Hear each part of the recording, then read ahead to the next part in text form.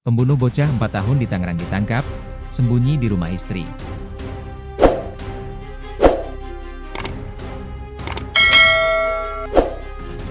Subdit Kejahatan dan Kekerasan Jatanras Polda Metro Jaya berhasil menangkap pelaku pembunuhan seorang bocah berusia 4 tahun di Desa Tanjung Burung, Kabupaten Tangerang, Banten.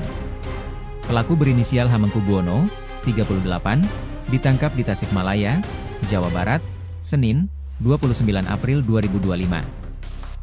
Alhamdulillah, tadi pagi Subdit Jatanras Polda Metro Jaya sudah berhasil menangkap pelakunya di Tasikmalaya, kata Kapolres Metro Tangerang Kota, Kombes Pol Zain Dwi Nugroho saat menggelar jumpa pers, pada Senin, 29 April 2025. Penangkapan dilakukan di rumah salah satu istri Hamengkubuwono yang diketahui telah menetap di Jawa Barat. Setelah melancarkan aksi kejamnya dengan membakar bocah berinisial MA, Hamengkubuwono melarikan diri keluar kota. Saat ini, tim Inafis Polda Metro Jaya tengah menyelesaikan pemeriksaan forensik pasca olah tempat kejadian perkara, TKP, yang dilakukan pada Minggu, 28 April 2025. Kami sudah mendatangkan Puslap 4 Mabes Polri dan tim Inafis Polda Metro Jaya untuk olah TKP dan saat ini masih dalam proses pemeriksaan laboratorium forensik lebih dulu untuk menemukan penyebab terbakarnya korban di TKP, tambah Zain.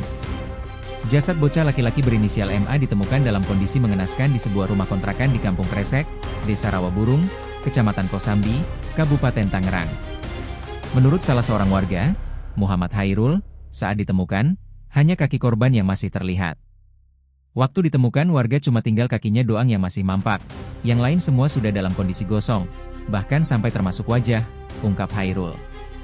Peristiwa ini terungkap ketika ibu korban mencari putranya di rumah kontrakan tersebut.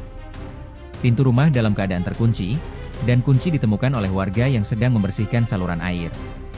Setelah kunci diserahkan kepada ibu korban, ia membuka pintu dan langsung histeris saat melihat kondisi anaknya.